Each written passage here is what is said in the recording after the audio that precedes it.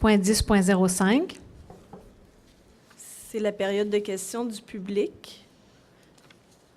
Si vous pouvez nous rappeler les règles de régie interne, s'il vous plaît. La période de questions est d'une durée de 60 minutes. On vous demande de vous présenter au micro et de donner votre nom ainsi que le nom de l'organisation que vous représentez s'il y a lieu.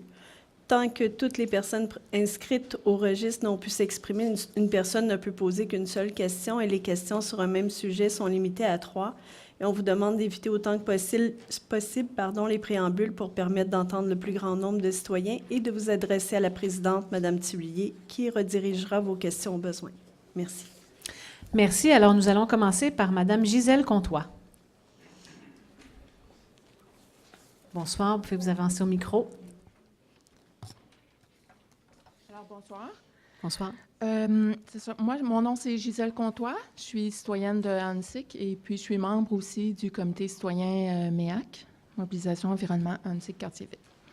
Alors, le mois dernier, en réponse à ma collègue qui vous demandait ce que vous comptiez faire pour contrer l'augmentation des GES suite à l'adoption de la déclaration d'urgence climatique dont vous parliez à l'instant, vous nous avez dit que vous étiez justement en train, en réflexion finalement, et sur ce que vous alliez faire vous-même et avec vos partenaires, et notamment que vous étiez à travailler à la rédaction du plan local de développement durable. Alors, je suis allée le consulter. Et puis, j'ai trouvé, c'est ça, la reconnaissance, bien sûr, le besoin de transition rapide et d'envergure pour limiter le réchauffement climatique, notamment dans les domaines de l'aménagement du territoire, de l'énergie, du transport et de l'urbanisme. Alors, je suis heureuse de voir qu'on ne s'arrête pas au transport. Mais toutefois, je n'ai pas trouvé de chiffres de base qui quantifient la dépense actuelle de l'arrondissement en GES pour comparer des résultats potentiels. Je ne sais pas si ça existe. J'ai 2 questions là, par rapport à ça. Alors, sur cette question précise, en fait, le plan local de développement durable, il y en a déjà eu 2, des plans locaux là, de développement durable dans l'arrondissement. Et là, on est en train de rédiger le prochain plan local de développement durable. Effectivement, quand on parle d'émissions de gaz à effet de serre, on parle ou du territoire ou de l'institution. Donc, il y a un relevé pour l'institution qu'est la Ville de Montréal en matière de gaz à effet de serre. Je vous avoue que je n'ai jamais regardé si c'était séparé par arrondissement, mais nous prenons votre question, puis on ira vérifier si cette comptabilisation des gaz à effet de serre de l'institution qu'est la Ville est séparée par arrondissement, si on peut répondre à votre question. OK. Parce que c'est ça, moi, je remarquais le point 1.3.2. Là, on voit que votre plan, finalement, naturellement, il s'inscrit dans la démarche du plan Montréal durable 16-20. Puis donc, dans ce plan-là, on indique réduire de 80 % les gaz à effet de serre GES d'ici 2050. Et puis, bon, on voit qu'au niveau local, le plan aussi sert à concevoir des initiatives, des outils visant à renforcer la participation de la population et des partenaires au développement durable de l'arrondissement. Alors, c'est ça. Donc, au niveau local, on dit réduire les émissions de GES et la dépendance aux énergies fossiles sans statuer de pourcentage. Donc, moi, je me disais, c'est sûr que s'il y avait un pourcentage, ça serait bien plus motivant et facilitant pour les gens de s'orienter, de se donner une échelle d'objectifs avec un échéancier. Ça fait que c'est ça. Donc, est-ce qu'on ne devrait pas identifier un pourcentage de diminution au niveau local, si c'est possible de vérifier ça?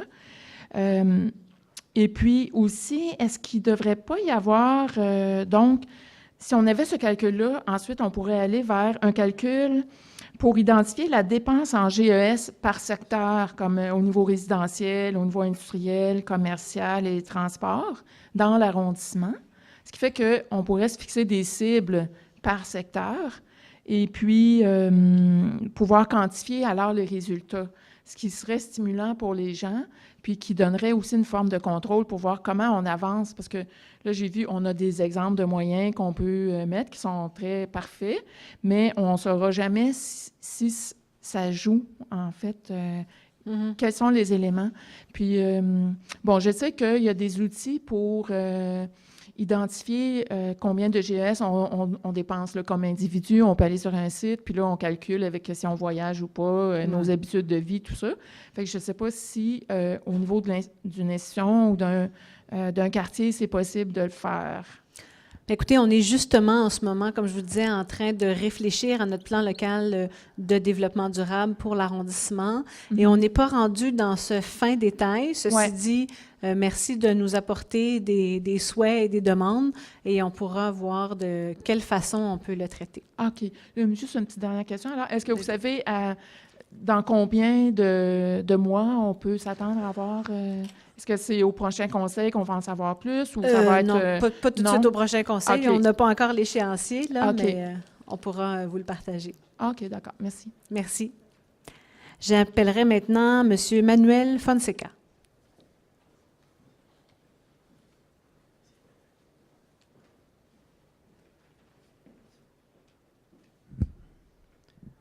Bonsoir, Madame la mairesse, Bonsoir. messieurs, mesdames.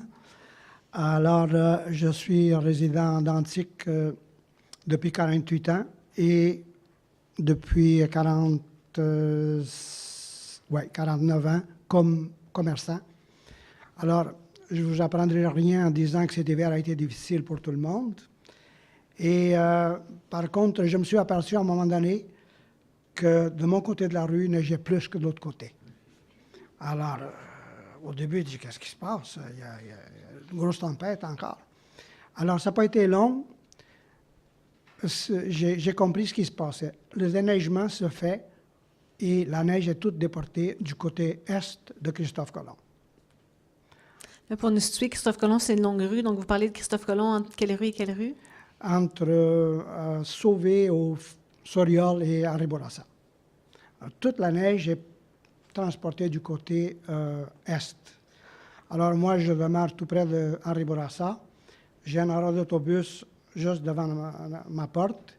Et alors les charrues passent, ils laissent devant ma porte, devant mon entrée de garage ou de sortie, à peu près 3 pieds de hauteur par 6 pieds de large. Puis quand le monsieur de l'autobus qui vient nettoyer sa place d'autobus, il envoie sur mon entrée, c'est un gros problème auquel je fais face. D'accord. On va poser la question à M. Paquin, directeur des travaux publics, sur la méthode de déneigement sur Christophe Colomb, très précisément, s'il vous plaît. Oui, bien, je comprends bien ce que vous dites. Néanmoins, c'est certain que de la manière que vous me dites ça, s'il met toute la neige sur le côté est, ça voudrait dire qu'il y aurait 1 ou 2 machines qui rouleraient en face du trafic là, pour aller chercher comme la bande de la piste cyclable, puis ils ramènent tout ça vers la droite. Ça, c'est sûr que c'est illégal, là, puis c'est pas nous qui lui demandons de faire ça. On va investiguer avec l'entrepreneur, puis on pourra vous donner un retour, là, mais vite comme ça, je peux pas vous dire ça, là, mais... C'est la première réaction que j'ai eue, c'est qu'en principe, c'est contre le trafic. Puis ça s'est fait encore ce matin. Ça s'est fait encore? Non, c'était hier matin. Hier matin, ouais. Dimanche matin? Oui. OK. On va vous donner un retour, monsieur. J'ai des photos et je crois qu'il y a d'autres personnes qui vont vous en parler sûrement de la même question. Si vous avez des photos, est-ce que vous les avez ici pour les déposer ou vous les envoyez par courriel après? Si vous avez des photos pour les déposer, vous pouvez les déposer à Mme Châteauvert qui va vous les transmettre. Je crois que quelqu'un d'autre a des photos. Moi aussi, j'en ai des photos. Je pourrais vous envoyer par courriel. D'accord. Merci beaucoup. Merci. J'invite Mme Sylvie Rousseau.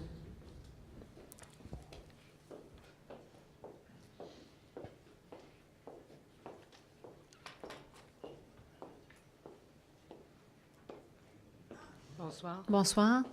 Moi, je suis résidente d'Annecy depuis 2004. Et on a remarqué cette année, c'est le même problème que M. Fonseca. Alors, la première bordée de neige, le 20 janvier, on s'est rendu compte que nous, on avait toute la neige de notre côté, du côté impair de la rue Christophe-Colomb, et que de l'autre côté, il y avait très peu de neige. Alors, dès la première journée, j'ai fait une plainte à l'arrondissement par le biais de 311.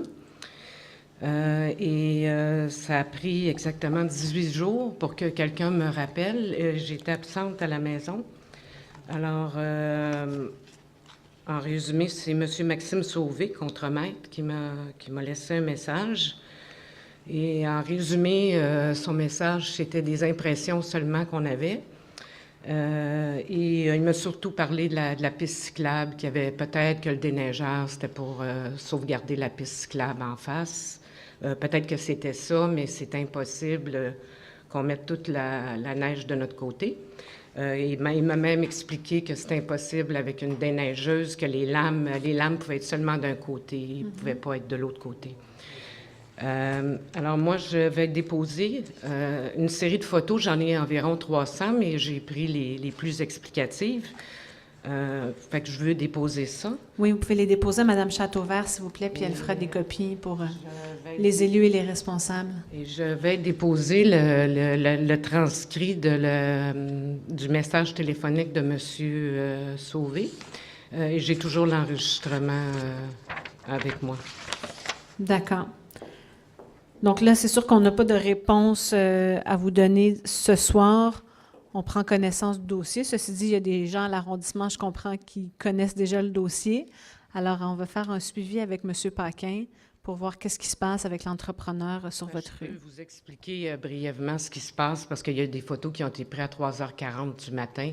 Alors, dans un premier temps, on fait du côté père de Christophe Colomb. On passe 2 fois la charrue pour amener la neige du côté père dans le milieu de la rue. Lors de certaines bordées, il y avait un superviseur qui suivait à l'arrière parce qu'étant donné qu'on met la neige dans le milieu, ça peut être dangereux. Et après, vous avez les charrues qui partent de l'autre côté et qui, là, nous amènent la neige toute de notre côté à nous. Moi, j'ai photographié là, plusieurs, et encore hier, la dernière bordée d'hier, c'était 3 charrues en ligne qui nous ramenaient la neige du milieu de notre côté.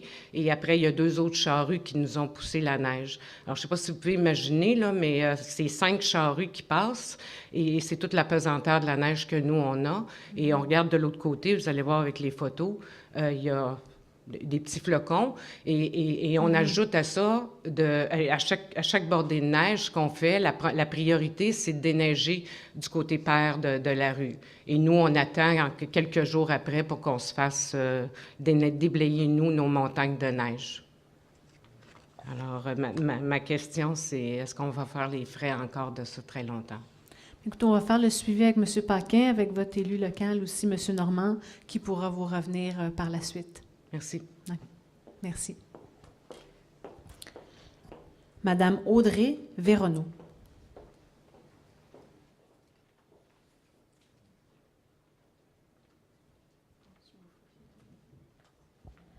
Bonjour. Bonjour. Moi, je suis citoyenne du quartier Huntsic, puis ma question va dans le même sens un peu que Jérôme parlait aujourd'hui de la crise climatique. Dans un contexte qu'on connaît, qu'on vit une crise climatique avec le secrétaire général de l'ONU qui nous dit qu'on a 2 ans pour agir. Quelles ont été les modifications par rapport à la réglementation? Qu'est-ce qui a été fait jusqu'à maintenant depuis qu'on sait qu'on est en crise climatique? Bien, écoutez, je pense que c'est pas du jour au lendemain. Ceci dit, c'est, comme M. Normand le disait tout à l'heure, c'est porté par plusieurs d'entre nous depuis de nombreuses années. Donc, ce dont on discutait tout à l'heure, le plan local de déplacement, c'est clairement orienté vers la mobilité durable. Donc, on est très clairement orienté vers les transports actifs et collectifs. Ça se voit dans les consultations qui ont déjà eu lieu. Ça va se voir aussi dans le plan préliminaire et dans les consultations, la séance qui va avoir lieu. Donc, sûr que on ne modifie pas la mobilité dans l'arrondissement en claquant des doigts, sauf que c'est vraiment notre objectif d'améliorer la mobilité durable et ça a un impact très clair sur les gaz à effet de serre. En décembre dernier aussi, on a octroyé 3 millions de dollars pour la canopée de l'arrondissement, donc pour planter de plus en plus d'arbres dans l'arrondissement. Alors ça, c'est très clairement aussi pour répondre aux enjeux de la crise climatique, pour répondre aux îlots de chaleur aussi. On parlait tout à l'heure de plan local de développement durable qui est en rédaction à l'arrondissement. Donc ça, c'est un pas aussi dans la bonne direction. On souhaite de plus en plus qu'il y ait de l'agriculture urbaine qui se fasse en ville. Donc ça, c'est peut-être le changement dans la réglementation le plus clair qui a eu lieu récemment. On a autorisé l'agriculture urbaine pour tout type d'agriculture sauf élevage d'animaux de ferme dans le grand secteur ici à l'est de la rue L'Acadie. Donc, dans le secteur qu'on appelle l'Acadie, il y a déjà les fermes Loufa qui sont là. Il y a sans doute d'autres fermes qui viendront s'établir bientôt. Alors, rapidement, là, je pense que c'est les dossiers sur lesquels on a agi le plus rapidement, mais c'est une trame de fond dans ce qu'on fait dans l'arrondissement, dans les décisions qu'on prend. OK. Donc, par rapport à la réglementation, c'est vraiment plus par rapport à l'agriculture urbaine qui a été changée. Le reste, c'est des plans. Oui, ceci dit, on a déjà, par exemple, la réglementation sur les toits blancs. Elle est déjà là. Donc, à l'arrondissement, quand on a un toit plat, qu'on le refait, on est obligé depuis quelques années déjà de faire un toit blanc. On a déjà un pourcentage de verdissement qui est obligatoire. Donc, il y a déjà beaucoup de mesures qui sont en place. C'est ça. Est-ce que, étant donné que maintenant on sait qu'on est en crise climatique, est-ce qu'on ne devrait pas plutôt revoir notre réglementation, à savoir si elle est-elle assez sévère? Le verdissement, tu sais, si on regarde, vous avez donné exemple du verdissement, si on regarde les stationnements actuels déjà existants, comme la STM par contre, par exemple, je veux dire, c'est un gros îlot de chaleur, puis ils n'ont pas aucun arbre pour couvrir le stationnement. Est-ce qu'on va chercher les stationnements actuels existants?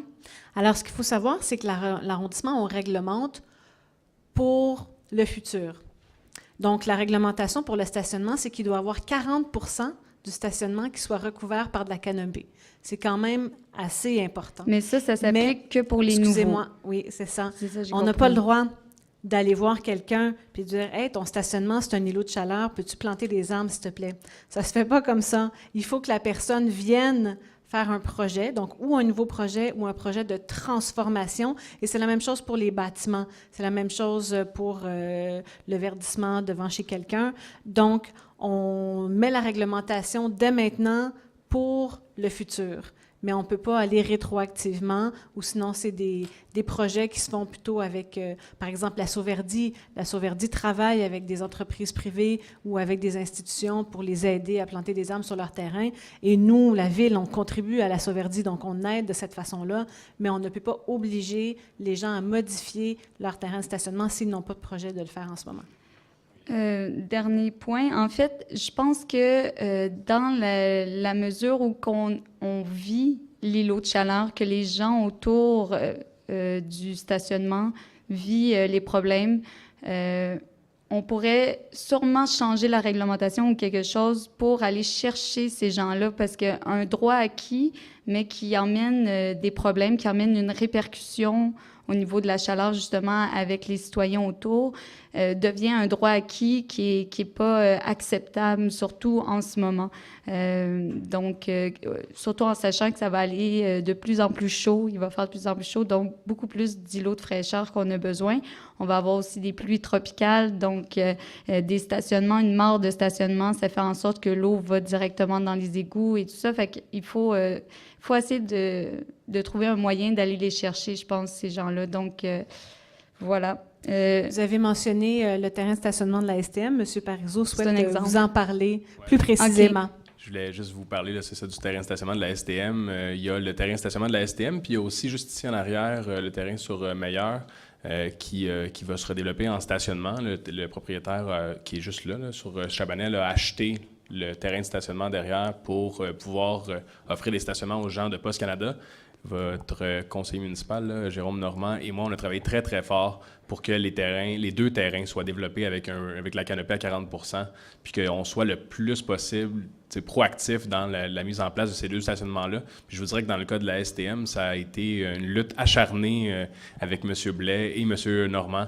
L'autre aspect que je voulais souligner, il y avait dans une réglementation de l'arrondissement au CCU, le comité consultatif d'urbanisme, des pavés alvéolés qui étaient beaucoup utilisés dans les dernières années pour mettre sur dans le fond, pour se rendre au pourcentage de verdissement sur les projets. Puis Jérôme et moi, on trouvait que c'était un peu particulier que le pavé alvéolé soit considéré à 100% comme du gazon ou peu importe. Donc, on a fait changer le règlement avec les élus au dernier conseil d'arrondissement pour que 25% du pavé alvéolé soit considéré comme du verre plutôt que de 100% du pavé alvéolé, considérant qu'il y a souvent des gens qui mettent du gravier dans le pavé alvéolé.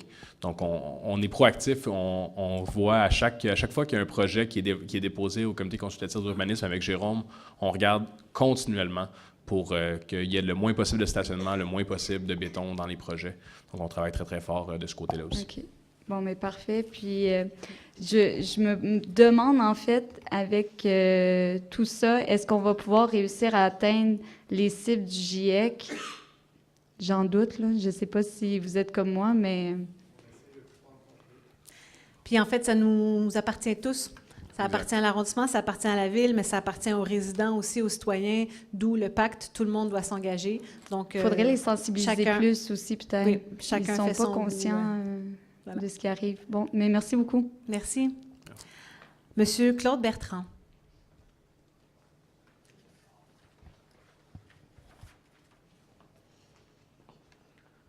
Bonsoir. Bonsoir. Madame la mairesse, je veux d'abord dire que je suis très content d'avoir vu dans le dernier journal local que les avis publics sont publiés maintenant en caractère lisible, plus gros. Vous vous souvenez peut-être que c'est une demande que j'avais faite à l'administration précédente, il y a 3 ans, qu'un avis public devrait être lisible. Alors, merci beaucoup. À cette époque, j'avais eu l'impression de ne pas avoir soulevé l'enthousiasme. Là, c'est fait. Il y a exactement 4 semaines, nous attendions une grosse bordée de neige. Et on l'a eu. Et vous m'aviez fait comprendre que le chargement de la neige ne pouvait pas se faire plus vite que la capacité des sites de dépôt à recevoir les camions. C'est bien logique. Alors, mardi, le mardi, il y a neigé à plein ciel. Mercredi, on a déblayé. Mercredi soir, on a commencé à charger, en tout cas sur Sauvé. Jeudi soir, on a chargé. L'autre côté de Sauvé, et ça s'arrête. Par hasard, je suis allé à l'épicerie au coin de Mélune et Henri Bourassa le samedi, et j'ai découvert que la double chute à neige qui est là est fermée. Et je suis retourné le dimanche, elle est fermée. Vous ne m'aviez pas dit ça, Madame la mairesse, que ces fameux points où il faut déposer la neige et qu'on ne peut pas aller plus vite qu'à quel point, ils ferment 48 heures les fins de semaine. Et, surprise, les trottoirs étaient dans un état lamentable. Et vous qui attachez tellement d'importance à la sécurité des piétons, il fallait enlever de la neige pour assurer les trottoirs. C'était des petits sentiers complètement glacés. Alors, il fallait peut-être pas gratter jusqu'au dernier flocon quant à la fin, mais au moins enlever le plus gros pour pouvoir rendre les trottoirs sécuritaires. Et on ne pouvait pas le faire. Les chutes à neige sont fermées pour 48 heures. Pourquoi elles ferment? Alors, ça s'explique très bien. Ceci dit, ce n'est pas 48 heures, c'est 24 heures. Donc, ça dépend quand est-ce que vous êtes passé. Le premier chargement, on a fermé de 19h à 19h, puis l'autre, après, ça a été de 7h le matin à 7h le matin. Et ça, c'est pour la sécurité. C'est pour se conformer à la loi provinciale. Les chauffeurs de véhicules lourds n'ont pas le droit de travailler 7 jours sur 7, c'est-à-dire à l'infini, et on le comprendra. Et c'est sûr que nous, comme citoyens, on met le jour 1 au chargement, parce que c'est ce qu'on voit là. Oh, enfin, il commence à enlever de la neige. Sauf que quand le chargement commence, les employés ont déjà commencé depuis 1, 2, 3 ou 4 jours à déblayer. Donc, pendant un chargement, là, le 40 cm de neige, ça dure plus de 7 jours. Alors, à un moment donné, pendant les 7 jours, il y a une pause de 24 heures. Et pour être stratégique et efficace, tout le monde est en congé en même temps. Les employés de la ville, les entrepreneurs qui sont sur la rue et les chutes à neige. Et donc, c'est ce que vous avez vu. Puis ça a donné que c'était un samedi, mais c'est pas parce que la fin de semaine, c'est la fin de semaine. Ça aurait pu être un mercredi, ça aurait pu être un jeudi. Ça dépend au moment qu'on a commencé à faire travailler les employés. Et j'en profite pour dire que, là, c'est un peu moins vrai, là, il y a eu quelques jours de congé, mais depuis le début janvier, les employés, donc autant privés que publics, travaillent 6 jours par semaine. En fait, le moment où ils ne travaillent pas, c'est que légalement, ils doivent prendre une pause parce qu'ils sont toujours ou en train de déblayer ou en train de charger. Et quand vous parlez d'essayer de repasser sur les trottoirs, vous avez tout à fait raison. Et nous, on souhaite aussi la même chose. C'est juste qu'en ce moment, c'est-à-dire c'est les équipements qu'on a depuis de très nombreuses années, en ce moment, une fois qu'on est en chargement, toutes les machines sont occupées à charger la neige. Donc, les chenillettes qui se déplacent sur les trottoirs pour gratter le trottoir, il n'y en a plus de disponibles pour aller sur tous les trottoirs de l'arrondissement. Elles sont toutes affairées sur les rues qu'on est en train de charger. C'est un problème, c'est quelque chose qu'on a rarement vécu dans les dernières années, qu'on a fortement vécu cet hiver. On en prend la pleine conscience en ce moment et on est en train de voir comment on est capable, par exemple, de dégager des chenillettes pour aller sur les trottoirs pendant qu'il y a du chargement. Ça ne s'est jamais fait. Comment on serait capable de le faire? Est-ce que c'est possible, oui ou non?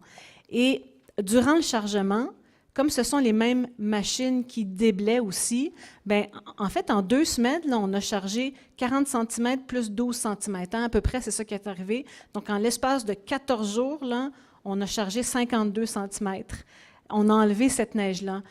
Mais quand il y a des épisodes il reneige ou il reverglace, ou il y a de la pluie verglaçante, puis là, on doit épandre, bien, il faut arrêter le chargement.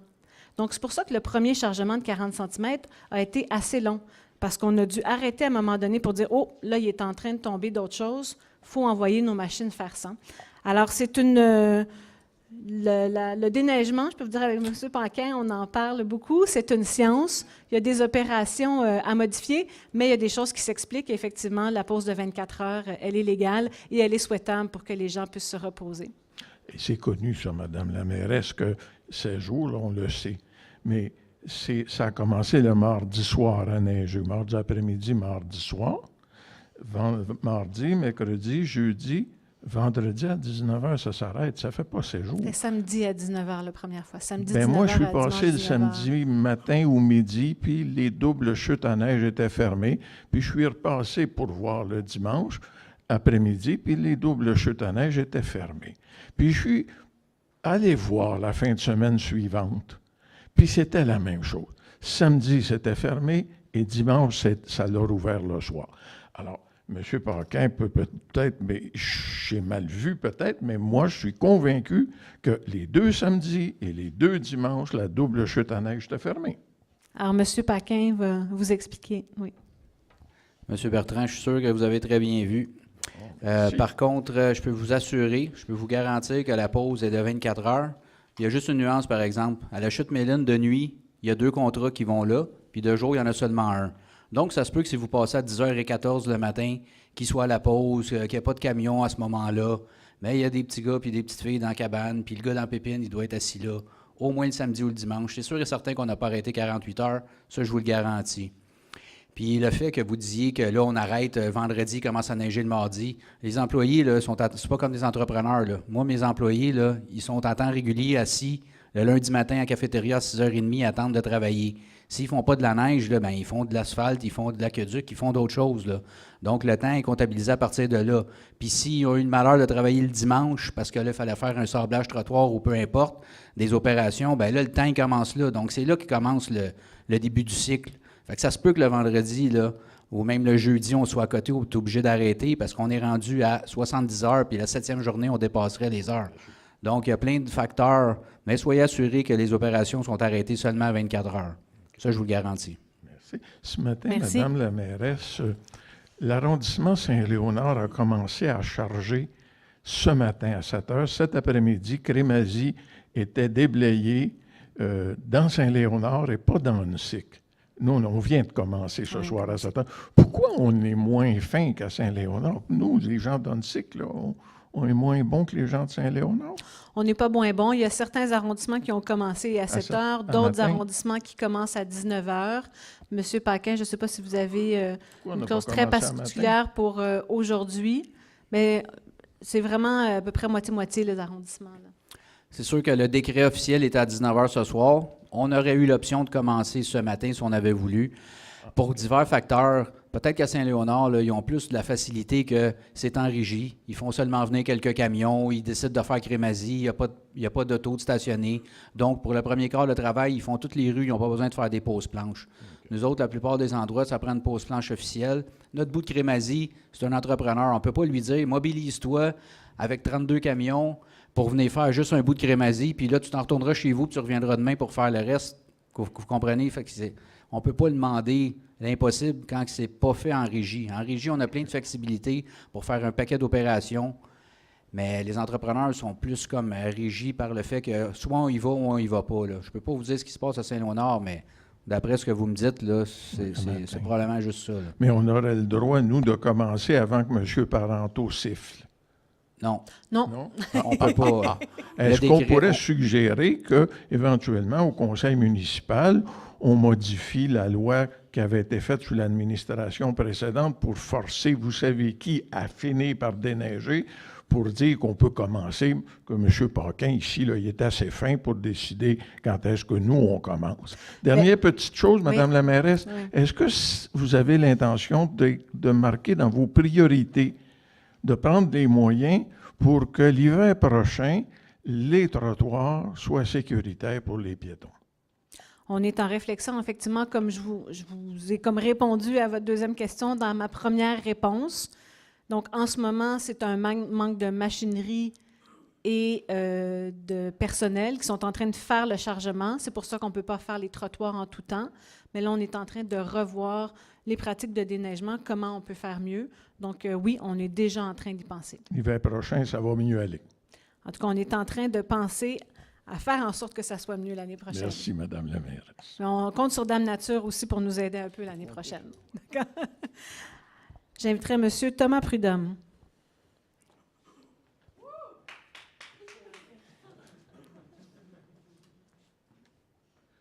Bonjour, cher conseil. Je m'appelle Thomas Prudhomme et je suis ici au nom du collège Mont-Saint-Louis, et de son voisinage. L'objet de notre demande au conseil d'arrondissement est l'instauration d'une bande cyclable sur la rue Camille-Paquet, située sur l'un des côtés de notre collège. Nous pensons qu'il est primordial d'aménager une bande cyclable sur la rue Camille-Paquet, puisqu'il est de notre devoir de citoyen de participer à la sécurité de tous et de toutes, comme à celle des centaines de personnes qui circulent à pied, à vélo ou en automobile chaque jour sur la rue Camille-Paquet, fâcheusement et dangereusement d'attendre un accident pour venir vous présenter notre situation ainsi qu'une solution réalisable et réfléchie, qui est maintenant entre vos mains. Rappelons-nous, il vaut mieux prévenir que guérir. Merci. Alors, je vais donner votre question à M. Normand qui travaille sur ce dossier-là. Donc, on s'était rencontrés à quelques reprises là, au collège comme tel, à la consultation sur le PLD, puis je vous avais bien entendu, puis on a travaillé avec nos équipes. On a plusieurs projets de pistes, bandes cyclables ou de bonification du réseau cyclable pour 2019 et 2020. Puis oui, c'est prévu que Camille-Paquet fasse partie de cet ajout à notre réseau cyclable dès cette année. Parfait, génial. Merci beaucoup. Merci. Bonne soirée. Merci. Monsieur Gilles Larocque. Monsieur Larocque, avez-vous des gens aussi avec vous pour vous applaudir?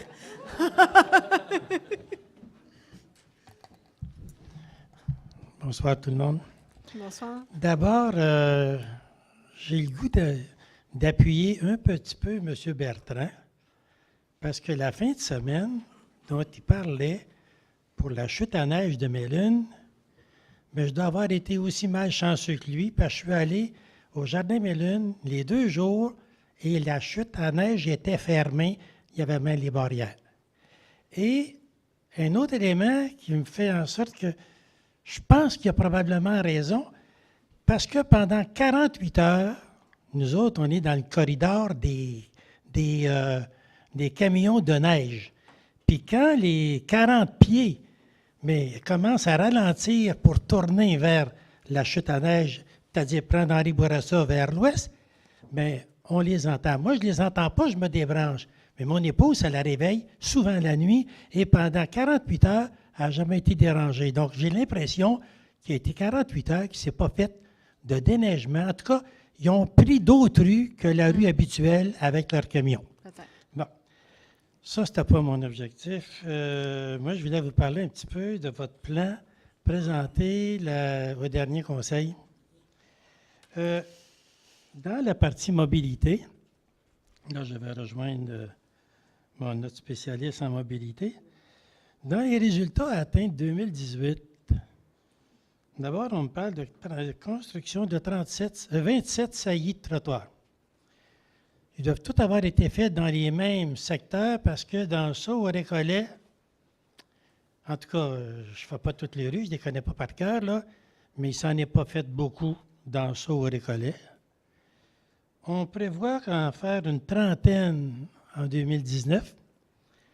Mais à ce niveau-là, je me permets une suggestion. M. Bertrand va être d'accord avec moi, mais je n'en avais pas parlé. Au lieu d'en faire une trentaine de 45 pieds ou de 15 mètres, faites-en donc 50, 60, mais juste la longueur réglementaire au coin d'une rue, c'est-à-dire de 5 mètres. Vous pourriez doubler, puis même peut-être plus, le nombre de saillies. Dans les résultats visés de 2019, j'aurais aimé ça, trouver un petit rond, là, comme vous avez fait, avec une petite flèche, puis juste quelque chose d'intéressant pour les méchants automobilistes.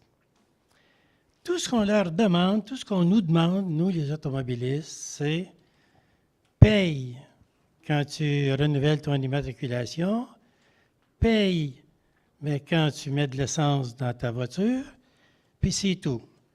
Prends des cours spéciaux pour être capable de bisouner, pour ne pas dire louvoyer entre les nids de poules, puis quand on en manque un, mais là, on tombe dedans, puis on peut fendre 2 pneus, comme c'est arrivé à quelqu'un que je connais très bien. Ça n'a pas d'allure. Pourriez-vous penser un petit peu à ce côté-là?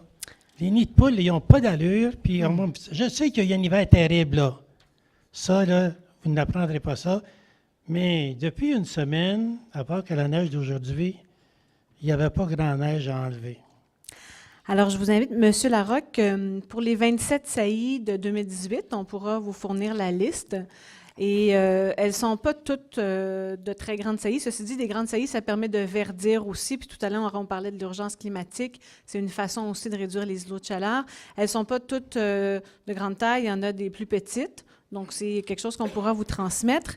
Et je vous invite à regarder dans les cartables derrière les points 20.05 et 20.06, si je ne me trompe pas. Et vous verrez qu'à notre arrivée à l'arrondissement, une des premières décisions que nous avons prises, c'est d'agrandir de manière importante la petite équipe qui travaille sur la planification et la réalisation des réfections de rue. Ça nous a permis, comme vous allez le voir là, de prendre en charge ou le planage ou la réfection ou la rénovation de plein de rues dans l'arrondissement qu'on ne pouvait pas faire avant parce qu'il faut aussi refaire l'aqueduc et l'égout. Donc là, c'est une des premières années où on a cet immense carnet de commandes dans l'arrondissement d'une multitude de rues qu'on va refaire dans l'arrondissement. Puis quand on les refait complètement, bien, on les refait avec une géométrie vraiment intéressante pour l'ensemble des usagers de la route. Et ça va vraiment paraître dans les prochaines années. Ceci dit, dans les prochaines années, parce qu'il y a tellement de déficits accumulés qu'on va y aller au fur et à mesure avec les pérus ou les rues qui sont très dégradées aussi en sous-sol. Mais je peux vous dire que c'était une de nos priorités et que ça va prendre, comme je le disais, quelques années avant de voir une différence, mais on va voir une différence dans l'arrondissement.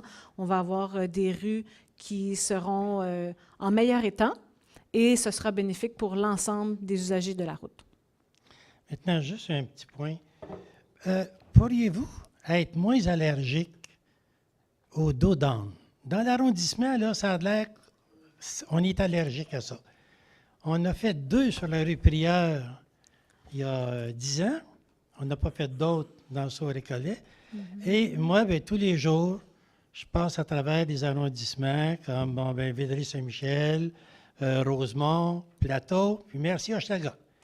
Là, j'utilise mes freins en Maussadi, même si je prends une petite rue tout à fait résidentielle.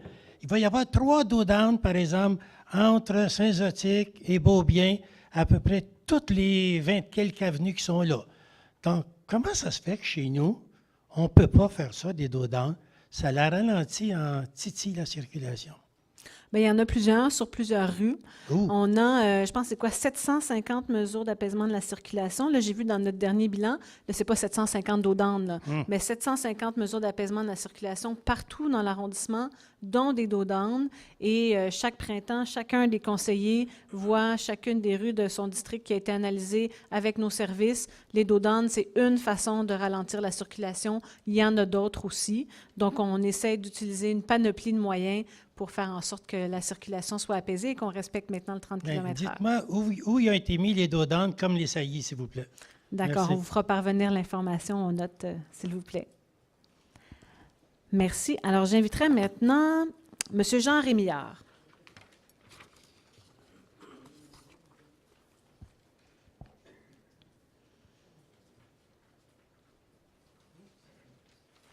Bonsoir. Bonsoir à tous. Je ne mets pas le féminin parce que le masculin inclut le féminin, d'après l'Académie française. Ceci dit, j'ai un petit mot au nom de la dame qui a parlé du verdissement, des terrains de stationnement et tout ça. En fait, qu'il y ait de l'asphalte, c'est pas trop grave, à condition qu'il y ait des arbres. C'est ça. Alors, et en plus, s'il y a des arbres, ça diminue la chaleur dans les voitures. Donc, les voitures n'ont pas besoin de dépenser de l'essence pour refroidir la voiture, enfin l'habitacle, à tout le moins. Et donc, c'est une chose qui devrait être obligatoire. Il n'y a pas de raison qu'on prétexte des droits acquis. Acquis les droits, là? Alors, pour finalement refuser de faire quelque chose de simple, qui n'est pas ruineux, puis qui va faire le bien de tous, y compris de l'environnement. C'était pas mon mot, mais c'est quand même moi qui l'ai suggéré. Ceci dit, moi, j'ai décidé de vous parler du déneigement, comme d'autres, et du déglaçage. Parce qu'il y a 2 semaines, je suis allé faire mon magasinage sur Henri Bourassa, enfin, pour le Provigo qui est là. Et puis, j'ai vu une armada d'à peu près 6 véhicules, grattes, chenillettes, souffleuses, etc. Quand je suis entré, ils étaient là. Il y avait une machine qui travaillait, la première en avant, qui, elle, travaillait dur, parce que la glace était dure, épaisse et tout. Les autres attendaient en arrière. Je suis sorti 20 minutes après, il était rendu 2 coins de rue plus loin. Mais ça veut dire, ça, qu'on organise mal le travail, puisque des gens ne foutent rien, 5 employés sur 6 ne foutent rien pendant une demi-heure, ou à peu près. Okay? 2 jours après, moi j'habite à la rue Soriol, je vois on déglace la rue Soriol, très bien. Mais même chose, 6 machines, une qui travaille dur, il y en a d'autres qui se promenaient un petit peu autour, là, mais il y en avait même une de cachée sur une rue perpendiculaire qui attendait. Je ne sais pas pourquoi vous ne me fournissez pas le Journal de Montréal, au moins il y aurait quelque chose à faire, à lire. Hein, bon. Enfin, l'organisation du travail est mauvaise, est insuffisante. Et c'est pour ça que vous manquez de personnel pour faire le travail. Ils restent assis dans leur machine le 3/4 du temps. Bon.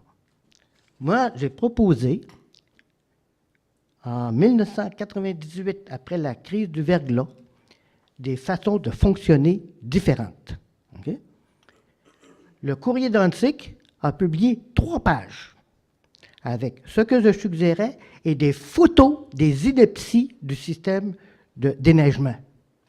Bon, je ne les raconterai pas, là. Vous irez voir le Courrier d'Antique en 1998. Peut-être M. ECG pourra vous aider en vous en procurer des copies. Donc, je propose des petites choses, finalement, qui épargneraient des millions de dollars à la ville et permettrait de déneiger plus rapidement. Une des premières choses, j'en ai déjà parlé de ça, mettre le maximum de neige dans les parcs et sur les espaces publics. Soit dit en passant, il y a toujours une bande de 6 pieds à l'intérieur qui appartient à la ville, le long des trottoirs. Il y a peut-être moyen de faire un petit quelque chose avec ça. Mais surtout, les parcs, les écoles et d'autres bâtiments qui ont des terrains, il n'y a rien qui empêche de mettre de la neige là. OK? Techniquement. Ceci dit, parce qu'on m'a déjà dit que ce n'était pas possible de faire ça. Mais pourquoi d'autres le font? Pourquoi l'île des Sœurs le fait? Pourquoi, il y a 2 ans, un arrondissement sur le bord du Saint-Laurent le faisait? Nous autres, non. Oh, on paye pour rien. Là, M. Rémillard, si vous en avez 3, peut-être que vous pourriez nous les déposer par écrit. C'est déjà fait. Puis, autre chose, on a parlé de la neige qui était envoyée au centre de la rue Christophe-Colomb. Mais plutôt que de la retasser de l'autre bord, amener la neige au milieu, puis passer la souffleuse tout de suite, vous économisez du temps et de l'argent. OK?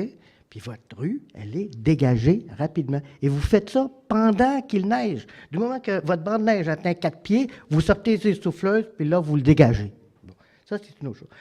Ceci dit, est-ce que vous voulez, là? Je vais vous laisser juste 1 ou 2 minutes supplémentaires. Non, tout ce que je voulais dire, c'est que en 2017, j'ai envoyé une lettre, enfin un courriel en fait, à M. Craig Sauvé. Vous connaissez M. Craig Sauvé? Je crois, bon. Et il m'a répondu « Merci pour les excellentes suggestions quant au déneigement. Je vais les remettre à notre directeur d'arrondissement pour son analyse, ainsi que le responsable des travaux publics au comité exécutif. Je vous donne une copie, enfin, j'en ai 2 ou 3, là, OK, avec le texte que j'ai envoyé à M. Sauvé et qui explique ce que je viens de vous dire. J'espère que vous ne vous contenterez pas d'en prendre bonne note et de référer ça à un niveau supérieur comme plusieurs font, mais que vous agirez localement pour le bien de nos citoyens et les économies qu'on peut faire. Merci, M. Rémillard. Nous en prendrons connaissance. Et je peux vous dire que les méthodes sont en... Oui, vous pouvez le donner à Mme Châteauvert. Ça fait partie des sujets dont on discute avec M. Paquin régulièrement. Et je peux vous dire que c'est une science, comme toute science non exacte.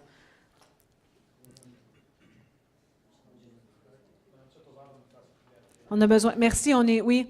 Après, on a des versions électroniques. Merci. Monsieur Raymond Labbé.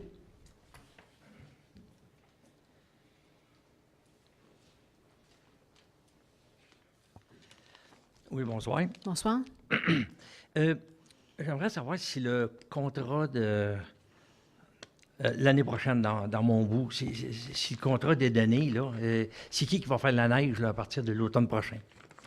Monsieur Paquin, donc rue Cousineau, dans Bordeaux-Cartierville. Oui, fort probablement que le contrat va aller en renouvellement pour l'année prochaine. Ça va encore être un contrat, par contre. On ne sait pas c'est qui. C'est un appel d'offres public. Plus bas soumissionnaire va remporter tant qu'il est conforme avec ses équipements, puis tout. Mais on ne peut pas savoir à ce moment-ci qui va faire la neige l'année prochaine. J'aimerais ça essayer l'école bleue. Ça fait tellement longtemps que c'est des contrats dans mon bout, là. Ils te regardent comme des boîtes à surprise, là.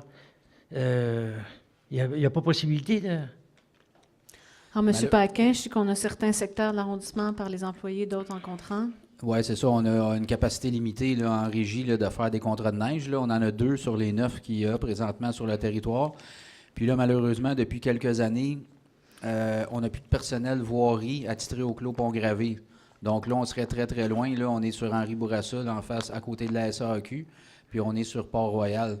Donc, partir de là, puis aller faire de la neige sur Cousineau, puis jusqu'au Parc Camille, on est un petit peu loin de notre profit. On juge que c'est plus pertinent de s'affairer à des contrats qui sont plus près de nos clos de voirie. Là. Donc, c'est une des raisons pour lesquelles. J'ai marché dans le bout ici. Là. C'est qui fait la neige sur Chabanel, là, puis... C'est un entrepreneur. On devrait l'envoyer chez nous, parce que c'est pas le même certain. Puis les Non, chenillettes, effectivement. les chenillettes, là, si vous les voyez pas, là, puis si M. Bertrand ne voit pas, là, ils sont pas chez nous. Ça fait que c'est très rare. Ça fait longtemps qu'on n'en ait pas vu. Puis, moi, vous dire quelque chose. On parlait de la dernière arrondissement. Là. Le lendemain, il y a eu une tempête de neige. Là. Puis, 15 jours après, il y avait des rues chez nous,